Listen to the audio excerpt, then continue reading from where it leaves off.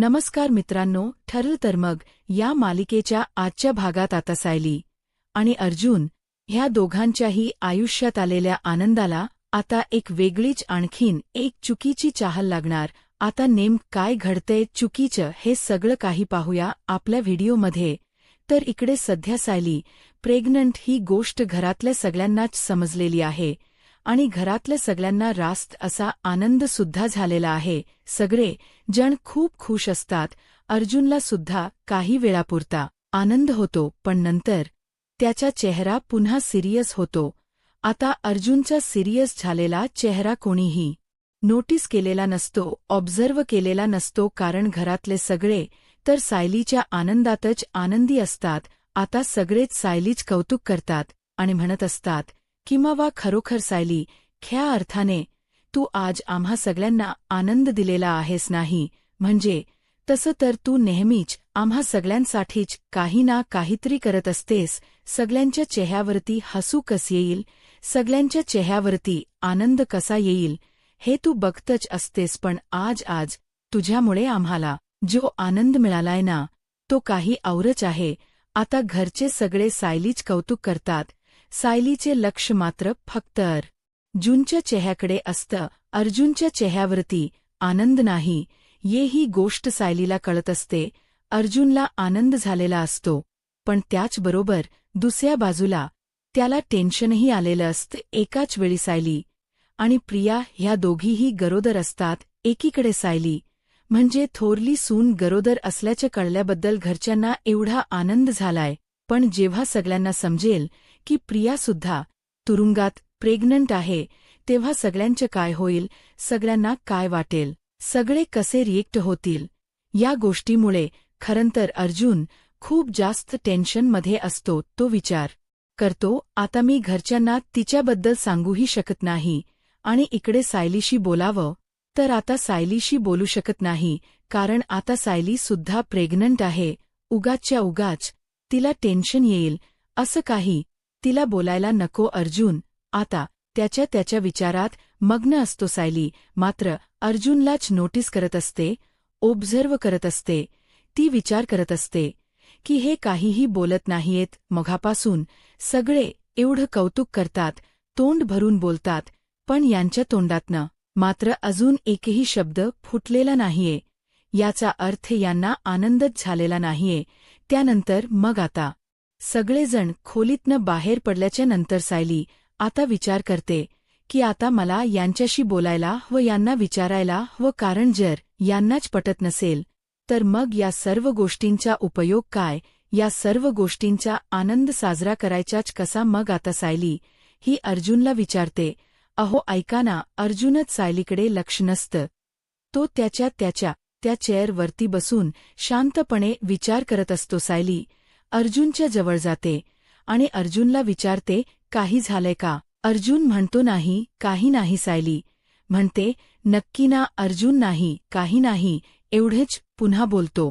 सायलीच्या लक्षात येतं की अर्जुन आपल्या गुड न्यूजमुळे काही खुश नाहीये. आता सायलीला ही गोष्ट अजून माहीत नाहीये की तुरुंगात प्रियासुद्धा प्रेग्नंट आहे आणि म्हणून खरंतर अर्जुन खूप जास्त टेन्शनमध्ये. तिला हेच वाटते की मी प्रेग्नंट आहे आणि ही गोष्ट अर्जुनला आवडलेली नाहीये आणि म्हणून अर्जुन नाराज आहे. आता सायली ही अर्जुनला म्हणत असते, मला तुम्हाला एक विचारायचंय. विचारू. अर्जुन म्हणतो, परमिशन मागायची काय गरज आहे बायको. तुला जे विचारायचे ते तू थेट विचारूच शकतेस. बोल ना, काय विचारायचं होतं तुला. त्यावर सायली म्हणते, मला उत्तर खरं. होय. अर्जुन म्हणतो, मी तुझ्याशी कधीच खोट बोलत नाही, बोल.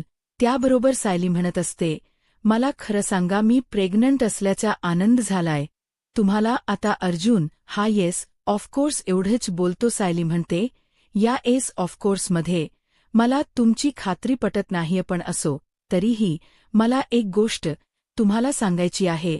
अर्जुन म्हणतो, बोल ना सायली.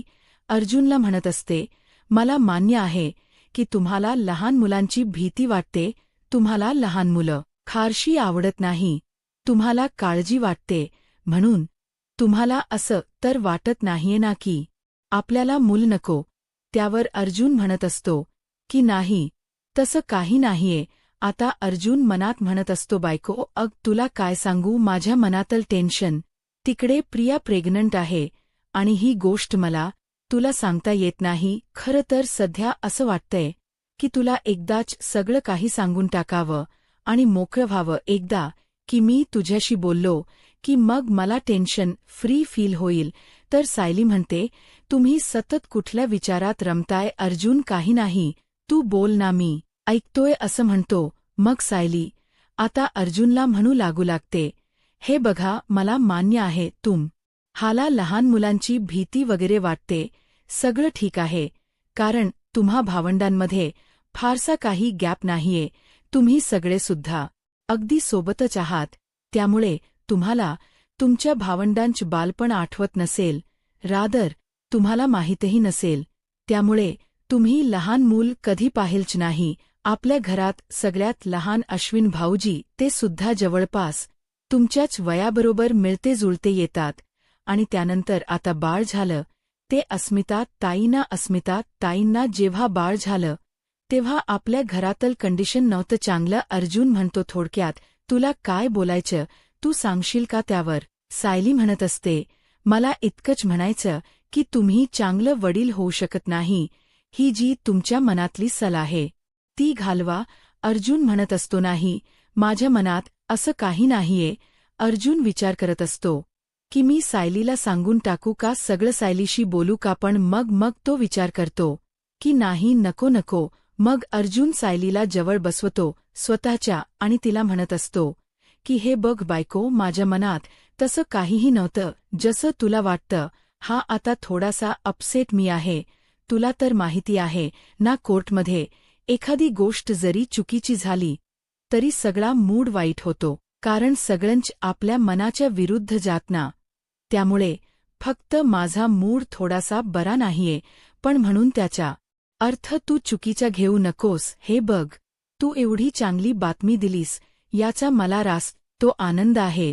आणि तू म्हणतेस तसं मला खात्री आहे माझ्यावर, आणि त्याशिवाय तू आहेस की त्यावर. सायली म्हणते हो, अर्थात. अहो आई वडिलांनी तुमच्यावर एवढे चांगले संस्कार केलेत, तुम्हाला एवढं चांगलं शिकवलंय, मोठं केलं लहानाचं, की त्याच्यामुळे तुम्ही सुद्धा तुमच्या आई वडिलांसारखेच चांगले व्हाल याची मला खात्री आहे. मग तरीही उगाच नसत्या गोष्टींचा विचार करून स्वतःच्या बुद्धीला त्रास देण्यापेक्षा जे आहे ते स्वीकारून पुढे जाणं कधीही चांगलंच. त्यानंतर अर्जुन तिला हो, मला सगळं मान्य आहे असं म्हणतो. सायली म्हणते पण नक्की मनापासून बोलताय ना तुम्ही, हे सगळं नाही म्हणजे उगाच मनाच्या वरून जीवाच्या खालून मी बोलतीये म्हणून. हो ना, हो बोलायचं म्हणून तर हे सगळं बोलत नाही आहात ना तुम्ही. कारण काय आहे ना, तुम्ही जर आता फक्त तसं करत गेलात ना तर पुढे भविष्यात मात्र आपल्याला अडचणी येतील. सध्या जर तुमच्या मनाची तयारी नसेल तर मला तसं सांगा, आपल्याला याच्यावरती मार्ग काढता येईल. अर्जुन म्हणतो काय. सायली म्हणते म्हणजे वाईट असं नाही बोलत आहे मी, पण तुम्हाला तुमच्या मनाची तयारी करता येईल. पण जर तुम्ही मलाच सांगितलं नाही ना तर मग मात्र सगळं अवघड होईल. आणि मला खात्री आहे की आपल्याला मूल झाल्यानंतर आपल्या घरातलं वातावरण सुद्धा चांगलं होईल. सध्या वातावरण किती दूषित आहे बघताय ना. आता मी गर्भधर आहे, ही गोष्ट फक्त घरात सगळ्यांना समजली तर सगळ्यांच्या चेहऱ्यावरती किती आनंद आला. मग जेव्हा खरोखर मी आई होईन तेव्हा तर घरातले सगळेच आणखीन जास्त खुश होऊन जातील.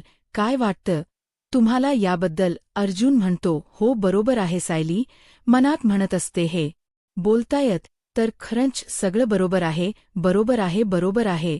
पण मला का वाटत नाहीये की यांच्या मनात अजूनही काही नाहीये असं. मला असं सतत जाणवतं की हे माझ्याशी काहीतरी खोट बोलतात, काहीतरी लपवतात. पण सायली आता अर्जुनला काही बोलत नाही. त्यानंतर इकडे जी कल्पना असते तिला सुद्धा सायली गरोदर आहे ही गोष्टीचा खूप जास्त आनंद झालेला असतो.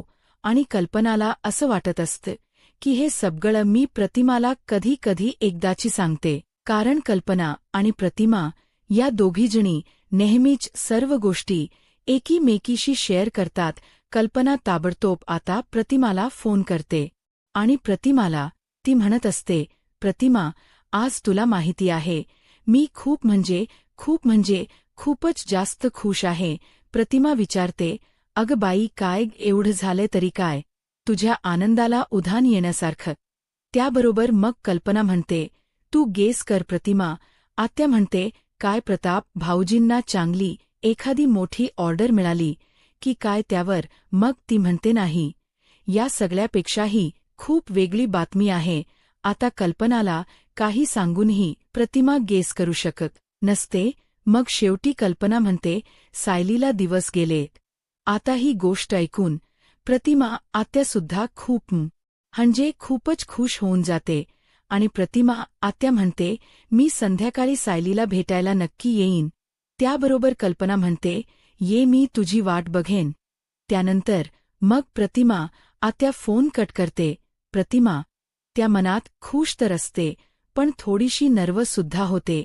तिच्या मनात पटकन एक विचार येतो, आज माझी तन्वी असती तर माझी नवीसुद्धा सायली इतकीच असती. आज जसे सायलीला दिवस गेले तसे माझ्या तन्वीलाही गेले असते.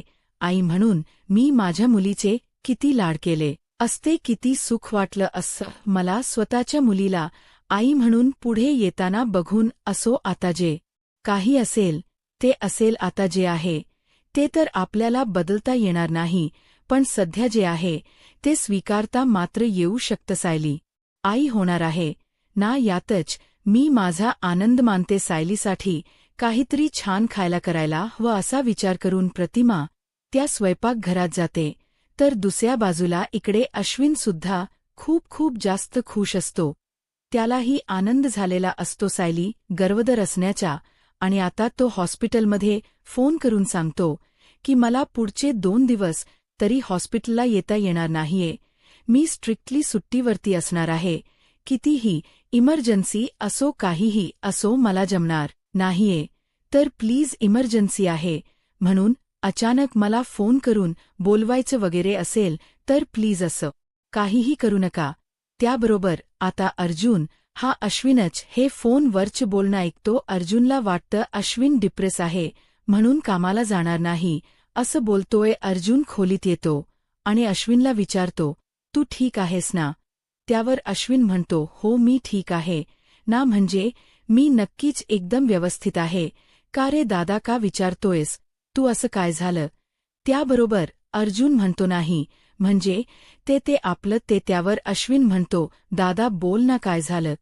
त्यावर मग अर्जुन म्हणतो, ॲक्च्युली जे काही म्हणजे आपल्याला दोघांना समजलं त्या सगळ्याबद्दल. त्याबरोबर अश्विन म्हणतो, दादा तू अजूनही त्याच गोष्टीचा विचार करतोयस का? हे बघ, मी त्या गोष्टीवरून कधीच पुढे आलो. हे बघ दादा, पहिली आणि सगळ्यात महत्वाची गोष्ट, ती मुलगी ना डिझर्वच करत नाही की आपण तिचा एवढा विचार करावा. आणि अत्यंत गरजेची गोष्ट, आता सध्याच्या तारखेत सायली वहिनी गर्भवती आहे आणि याचा आनंद आपल्या सगळ्यांना साजरा करायचाय. अर्जुन म्हणतो, अश्विन, अरे पण आपण घरातल्या कोणालाही बुबलीबद्दल काहीही सांगितलेलं नाहीये. तिला दिवस गेले ही गोष्ट घरात कोणालाच माहीत नाहीये. ही गोष्ट फक्त आपल्या दोघांमध्येच आहे. हे कसं चालेल? घरातल्यांशी आपल्याला हे बोलायला हवं का? त्यावर अश्विन म्हणतो, हे बघ दादा, उगाच तू जास्त विचार करतोयस. सायली वहिनी प्रेग्नेंट आहे ही गोष्ट तिने सगळ्यांना सांगितल्यामुळे सगळे जण घरामध्ये खूप आनंदी आहेत. अगदी मी सुद्धा खूप आनंदी आहे. त्यामध्ये मी माझं दुःख विसरून गेलो. उलट आता जर आपण हे सगळं काही या लोकांना सांगितलं ना, तर यांच्यामुळे आपल्या घरच्यांच्या आनंदावरती विरझण पडेल. आणि माझी अशी अजिबात इच्छा नाहीये की आपल्या घरच्यांना या सर्व गोष्टींचा मनस्ताप व्हावा. अर्जुन म्हणतो, अरे अश्विन, पण अश्विन म्हणतो, दादा प्लीज, हे बघ, तू उगाच या सर्व गोष्टींचा जास्त विचार करण्यापेक्षा ना, आता सायली वहिनीवरती फोकस कर. सायली वहिनी प्रेग्नेंट आहे, ती 2 जीवांची आहे. तिची काळजी कशी घ्यायची, तिचा विचार कसा करायचा ते बघ. आणि राहिला प्रश्न माझा, तर तू माझी सुद्धा फार काळजी करू नकोस. अरे मी सुद्धा खूप खूप खुश आहे दादा. अरे माझा भाऊ बाप होणार आहे, मी काका होणार आहे, घरात इतका आनंदाचं वातावरण आहे, मग मला काय दुःख करायला उरणार आहे. मी खूप खुश आहे दादा, मी खूप खुश आहे, असं अश्विन अर्जुनला सांगत असतो. त्यानंतर दुसऱ्या बाजूला इकडे आता जी प्रतिमा असते ना, तिने सायलीसाठी छान अशा खोब्याच्या वड्या केलेल्या असतात. आणि मग आता ती त्या वड्या घेऊन इकडे कल्पनाच्या घरी येते.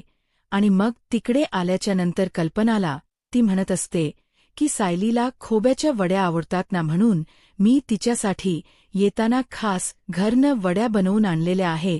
कुठे आहे सायली, मला तिला भेटायचंय. तोपर्यंत सायली सुद्धा खाली येते. सायलीला बघून प्रतिमा त्या खूप खुश होते. प्रतिमा त्या सायलीला ताबडतोब मिठी मारते आणि म्हणत असते, सायली खरंच मी आज खूप खुश आहे. हे बघ, मी तुझ्यासाठी तुझ्या आवडीच्या खोब्याच्या वड्या बनवून आणल्यात. त्याबरोबर सायली आता त्यातली एक वडी घेत असते. तर आता लगेच तिला प्रतिमा आत्या म्हणते, मी तुला माझ्या हाताने भरवते. आणि सायलीला आता ती प्रतिमा त्या खोब्याची वडी भरवते. कल्पनाने सुद्धा गोडाचा शिरा केलेला असतो. आता खोब्याची वडी खाल्ल्याबरोबर सायलीला मळमळत आणि तिला उलटी येईल असं वाटतं. सायली धावतच किचनमध्ये बेसिनकडे धाव घेते आणि मग आता ती तिथे उलटी वगैरे करते. तिथे विमल असते. विमल सायलीला रिलॅक्स करते, पाणी वगैरे देते. सायली पाणी वगैरे घेते. त्यानंतर मग आता ती लगेचच प्रतिमाहत्या आणि कल्पनाच्याकडे येते. आणि आता ती म्हणत असते, हल्ली आई प्रतिमा मला ना असंच होतेय. त्यावर त्या विचारतात, म्हणजे कसं नेमकं. त्यावर सायली म्हणते की अहो म्हणजे मला ना रेग्युलर काही सारख्याच उलट्या येत नाही. हा आता कधीतरी असं वाटतं मळमळते म्हणून ते ठीक आहे. पण मी जर माझ्या आवडीचे काही खात असेल ना, तर मग मला हमखास उलटी येते. आई तुम्हाला तर माहिती आहे मला आचार किती आवडतं, पण मी आचार जरी हल्ली खायला घेतलं ना, तरीही मला उलटी सारखं वाटतं, मळमळतं. आणि नारळाची वडी ही तर माझी ऑल टाईम फेवरेट वडी आहे. म्हणजे गोड पदार्थात मला हे खूप आवडतं, पण आता मी हे खायला घेतलं तरीही मला असं लगेच उलटीसारखं वाटत. म्हणजे माझ्या आवडीचे जे पदार्थ आहेत ना, ते मला खायला मिळतच नाहीयेत. त्याच्यामुळे मला जास्त त्रास होतोय. बाकी गोष्टींपेक्षाही मला माझ्याच आवडीचा त्रास वाटतोय. त्याबरोबर त्या दोघी हसतात. आता सायलीला कळत नाही की या दोघींना नेमकं झालं का, या दोघी का हसल्या. सायली म्हणते, आई प्रतिमा सांगा ना काय झालं, तुम्ही दोघीजणी अशा का हसताय. त्यावर मग आता त्या दोघीजणी पुन्हा हसतात. सायली म्हणते, आई प्लीज बोला ना. प्रतिमात्या तुम्ही तरी सांगा काय झालं, तुम्ही दोघीजणी मला अशा का हसताय. त्यावर आता त्या दोघीजणी काहीच बोलत नसतात. सायली म्हणते, बोला ना आई प्लीज. प्रतिमा तुम्ही तरी सांगा ना काय झालं. काही सिरियस नाही आहे ना याच्यामध्ये, म्हणजे असं युजवली होत असेल ना मुलींना सगळ्याच. त्याबरोबर मग आता प्रतिमा आत्या म्हणते की नाही काही नाही, ये तू इथे बस. आणि मग ती सायलीला स्वतःच्या शेजारी बसवून घेते. कल्पना सायलीला म्हणते, तुला खोब्याची वडी खाता येत नाहीये ना, काही हरकत नाही, तुम्ही बनवलेला शिरा खा घे. आणि मग कल्पना सायलीला शिरा खाऊ घालत असते. सायली शिरा खाते. कल्पना तिला विचारते कसा लागतोय. सायली सांगते, खूप छान झालाय आई. त्यानंतर मग प्रतिमा त्या सायलीच्या डोक्यावरून पाठीवरून अलगदच हात फिरवते आणि सायलीला म्हणत असते, सायली अगं ब्याच वेळी असं होत नाही, म्हणजे दिवस गेले ना आपल्याला की आपल्याला आपल्याच आवडीच्या गोष्टी आवडे अशा होऊ लागतात. जेव्हा मला तन्वीच्या वेळी, त्याबरोबर तन्वी हे नाव घेता क्षणी मग प्रतिमा आत्यांच्या डोळ्यात पाणी येतं. तमसेत सायली प्रतिमा आत्याचा हात पकडते आणि म्हणते, आता डोळ्यात पाणी नाही आणायचं प्रतिमात्या. मग प्रतिमात्या म्हणते, नाही पण जेव्हा मला दिवस गेले होते ना, तेव्हा मला सुद्धा असंच व्हायचं. म्हणजे मी माझ्या आवडीच काही खाल्लं ना, तर मला नकोच वाटायचं. मग खोब्याची वडी माझ्या एवढी आवडीची होती मी तर एवढी आवडीने खायची पूर्ण आजी माझ्यासाठी बनवायची सुद्धा, पण गरोदरपणात मला म्हणजे सतत खोब्याची वडी बघितली जरी ना तरी असं मळमळल्यासारखं व्हायचं, नकोच वाटायचं. मग 9 महिने जवळपास मी खोब्याची वडी खाल्लीच नाही. खोब्याची वडीच असे बरेच पदार्थ आहे. मला गुलाबजाम सुद्धा आवडतो, पण गुलाबजाम सुद्धा मी खाल्ला नाही. परत आपल्या शेंगदाण्याची चटणी, त्याचा सुद्धा मला त्रास व्हायचा. त्याबरोबर मग कल्पना हणते. आणि तसं माझ्या बाबतीत काय व्हायचं माहितीये, मला ना सतत काही ना काहीतरी वेगळं खावंसं वाटायचं. अस्मिताच्या वेळी तर मला किती काय खाण्याच्या क्रेविंग्स व्हायच्या. त्याबरोबर पुढे ती म्हणते, म्हणूनच तर अस्मिता इतकी खादोड झाली, बघताय ना तुम्ही सगळे, ती सतत किती खात असते ते. त्याबरोबर मग आता कल्पना असं बोलल्यावर प्रतिमा आणि सायली दोघी हसतात. तर कल्पना म्हणत असते, आणि त्यात मी पहिल्यांदाच गरोदर होते, त्यामुळे पूर्णा आजीने सुद्धा माझे भरपूर लाड केले सायली, जसे माझ्या सासूने माझे लाड केलेत ना आता. मला सुद्धा तुझेही तसेच लाड करायचे. त्यावर लगेचच प्रतिमा आत्या म्हणते, हो सायली, मला सुद्धा ना तुझे खूपच लाड करायचे आहे. त्यामुळे तुला जर काही खाव प्याव असं वाटत असेल, काही होत असेल ना, तर तू आम्हाला खरं सांग. या दिवसात स्वतःची काळजी घ्यायची असते, जीवाला जपायचं असतं. त्यामुळे आता स्वतःची काळजी घ्यायला सुरुवात कर, स्वतःला जपायला सुरुवात कर. उगात जास्त घाई धस्समुसरेपणा करत जाऊ नकोस. शांतपणे काम करत जा. हा जास्त स्ट्रेस सुद्धा घेत जाऊ नकोस. त्याबरोबर आता लगेचच पुढे सुमन काकू सुद्धा म्हणते, सायली आणि पूर्णा आजींची अवस्था सध्या बिकट आहे. आम्हाला माहिती पूर्णा आजी, तुला तन्वी समजतायत हेही आम्हाला माहिती, पण या सगळ्यामध्ये तू तुझी हेडसासंड करून घेऊ नकोस.